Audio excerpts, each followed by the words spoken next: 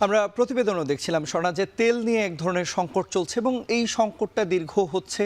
বলা হচ্ছে যে তেল রয়েছে পর্যাপ্ত পরিমাণ মজুদ, কিন্তু তারপরেও পাম্পগুলোতে বন্ধ থাকছে। কখনো কখনো কখনো দেখা যাচ্ছে যে গ্রাহকরা তাদের চাহিদা মতো তেল পাচ্ছে না, ফলে মাঝপথে অনেকের গাড়িও বন্ধ হয়ে যাচ্ছে এবং বিপাকে পড়ছেন যারা সাধারণ গ্রাহক রয়েছেন তারা। এই জন্য সরকারের পক্ষ থেকে যেই উদ্যোগগুলো নেওয়া হচ্ছে, বিভিন্ন রকম উদ্যোগ নেওয়া হচ্ছে এই সংকট নিরসনের জন্য। তার মধ্যে তেলের পাম্পের যে ডিপোগুলো রয়েছে, এই ডিপোগুলোর নিরাপত্তায় বিজিবি এবং সেনাবাহিনী মোতায়েন করার এক ধরনের উদ্যোগ নেওয়া হয়েছে। অবশ্যই, এবং এই নিয়ে বিস্তারিত জানাতে সিরাজগঞ্জ থেকে এবং তার পাশাপাশি সিলেট এবং রাজধানী থেকেও যুক্ত হচ্ছেন আমাদের সহকর্মীরা।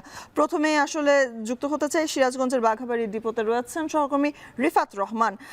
রিফাত, যদি জানাতেন বাঘাবাড়িতে আসলে ডিপোগুলোর পরিস্থিতি কি, বিজিবি এবং সেনা মোতায়েনের যে কথা শুনছি তারা আছেন কিনা, বর্তমানে আসলে তেলের সংকটও বা সেখানে লক্ষ্য করছেন কিনা?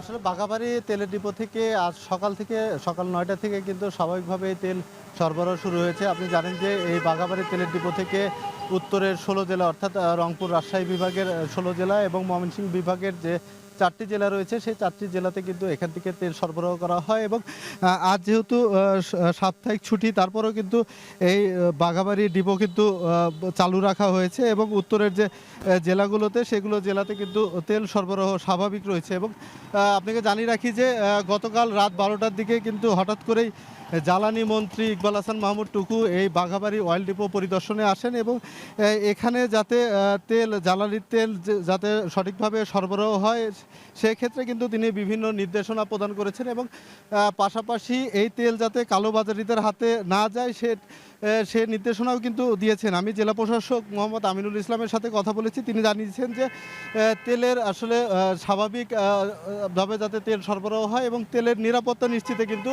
একজন এক্সিকিউটিভ ম্যাজিস্ট্রেটের নেতৃত্বে এখানে 87 সদস্যের সেনা মোতায়েন করা হয়েছে এবং তারা কিন্তু এখানে দায়িত্ব পালন করছে যাতে তেলগুলো সঠিকভাবে উত্তরের জেলাগুলোতে পৌঁছে যায়। পাশাপাশি আমরা আসার পথে দেখেছি যে পুলিশের প্রোটোকলে কিন্তু তেলবাহী যে লরিগুলো রয়েছে সেগুলো কিন্তু এই সিরাজগঞ্জের যে এরিয়া রয়েছে সেটি পার করা হয়েছে এবং আজকে 20টি জেলায় 285টি পেট্রোল পাম্পে 23,72,000 লিটার কিন্তু জ্বালানি তেল সরবরাহ করা হয়েছে। এর মধ্যে 18,48,000 লিটার ডিজেল, 4,09,000 লিটার পেট্রোল এবং 1,15,000 পেট্রোল কিন্তু সরবরাহ করা হবে আজদিনভাবে এবং রেশনিকের মাধ্যমে কিন্তু এই তেলগুলো সরবরাহ করা হচ্ছে।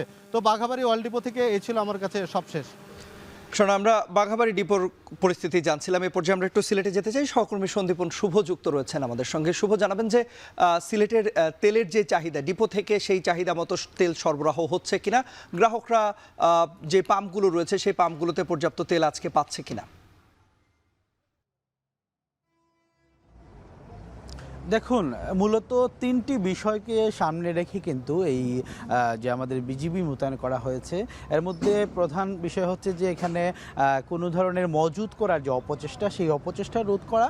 এর পাশাপাশি যদি বলতে চাই সেক্ষেত্রে বলতে হয় যে শৃঙ্খলা ফেরানো, অর্থাৎ বিপণনের ক্ষেত্রে যে একটা বিশৃঙ্খল পরিস্থিতি ছিল সেটি যেন শৃঙ্খলভাবে বিপণন করা যায় এবং এর পাশাপাশি কোনো ধরনের কালোবাজারি যাতে না হয় এবং সার্বিকভাবে যেন নিরাপত্তা ব্যবস্থা বহাল থাকে। এই বিষয়গুলোকে কিন্তু সামনে রেখে কিন্তু বিজিবি মোতায়েন করা হয়েছে সিলেটের বেশ কয়েকটি ডিপোতে। বিশেষ করে আমি এখন যেখানে রয়েছি সিলেট নগরীর টেকনিক্যাল রোডের যে যমুনা অয়েল ডিপো, সেই যমুনা অয়েল ডিপোতে কিন্তু আমরা দেখতে পেয়েছি যে 19 বিজিবি, সেই 19 বিজিবির কিন্তু একটি প্লাটুন তারা সার্বিক নিরাপত্তা ব্যবস্থায় রয়েছেন এবং তাদের সাথে আমাদের কথা হচ্ছিল। তারা বলছেন যে তারা 25 তারিখ থেকেই কিন্তু তাদের দায়িত্ব পালন করছেন এবং নিরলসভাবে কিন্তু তাদের যে পর্যায়ক্রমে তারা 12 ঘন্টা করে তাদের ডিউটি পালন করছেন। এর পাশাপাশি আমরা দেখতে পেয়েছি সিলেট মেট্রোপলিটন এলাকার যে 6টি থানা রয়েছে সেই 6টি থানায় কিন্তু প্রায় 3 শতাধিক পুলিশ রয়েছেন।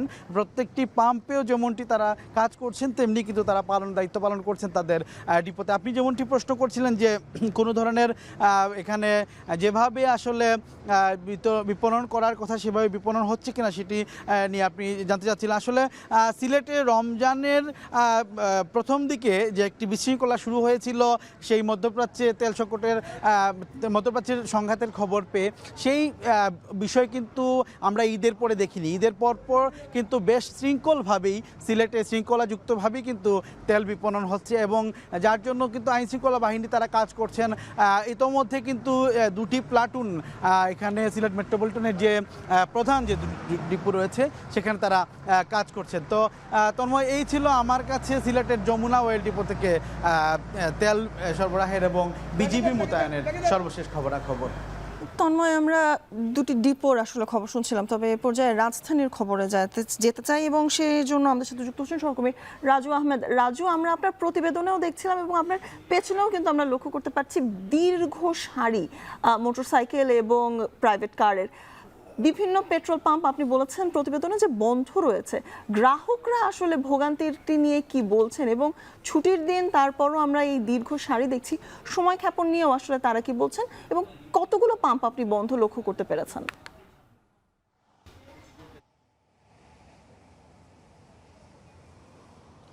সোনা, আমার পেছনের যে সারির কথা বলছিলেন এটি হচ্ছে বিজয় সরণি ট্রাস্ট ফিলিং স্টেশনের এবং এই সারিটি জাহাঙ্গীর ছাড়িয়ে শাহিন কলেজ ছাড়িয়ে একবারে মহাখালীর প্রান্ত ছুঁয়েছে। অর্থাৎ এই যে দীর্ঘ সারিটি দেখছেন, এই সারিতে যারা রয়েছেন তারা ভোর থেকে অপেক্ষা করছেন, ঘন্টার পর ঘন্টা অপেক্ষা করেও অনেকের অভিযোগ রয়েছে যে কাঙ্ক্ষিত তেল তারা পাচ্ছেন না। অর্থাৎ যারা এখানে রয়েছেন তাদের বেশিরভাগই রাইড শেয়ারকারী চালক, তাদের জীবিকা মূলত এই রাইড শেয়ার করেই হয়, অর্থাৎ তেলের উপর নির্ভর করে তাদের জীবিকা। সেই সংখ্যাটা কিন্তু তাদের মধ্যে কুড়ে বসেছে এবং তারা ক্ষোভ প্রকাশ করছে যে তেলের এই সংকট, সরকারের পক্ষ থেকে বলা হচ্ছে কোনো সংকট নেই, তবে মাঠ পর্যায়ে সেই সংকটের কারণে তারা ক্ষোভ প্রকাশ করেছে। সেই সঙ্গে যেমনটি বলছিলেন যে আসলে বন্ধ আমরা পেয়েছি কিনা, আমরা সকাল থেকেই বিভিন্ন প্রান্ত ঘুরেছি রাজধানীর নগরীর বেশিরভাগ ফিলিং স্টেশনে বন্ধ পেয়েছি। আমরা যে সকল ফিলিং স্টেশন বন্ধ ছিল সে সকল ফিলিং স্টেশনের ম্যানেজারদের সঙ্গে কথা বলেছে, তারা যেমনটা বলছেন তাদের যে চাহিদা, অর্থাৎ এক একটি পাম্পের চাহিদা প্রায় 40,000 50,000 লিটার, কিন্তু দিনে তারা 9,000 15,000 এরকম করে পাচ্ছেন। ফলে তাদের যে বিশাল চাহিদার প্রেক্ষিতে অল্প সংখ্যক বরাদ্দ, এই বরাদ্দ নিয়ে তাদেরকে হিমশিম খেতে হচ্ছে এবং এই হিমশিমের মধ্যেই চালক এবং পাম্প মালিকদের সঙ্গে কিছুটা যদি বলতে চাই যে খারাপ সম্পর্ক বিরাজ করছে।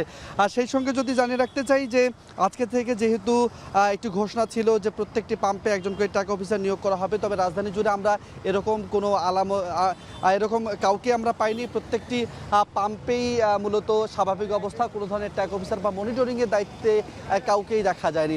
ফলে এই যে সংকটের কথা আমরা শুনছি এটি সময়ের সঙ্গে আরও তীব্র হচ্ছে বলে কিন্তু অভিযোগ করছে চালকরা। সোনা, এই ছিল রাজধানী ফিলিং স্টেশনগুলোর সর্বশেষ অবস্থা।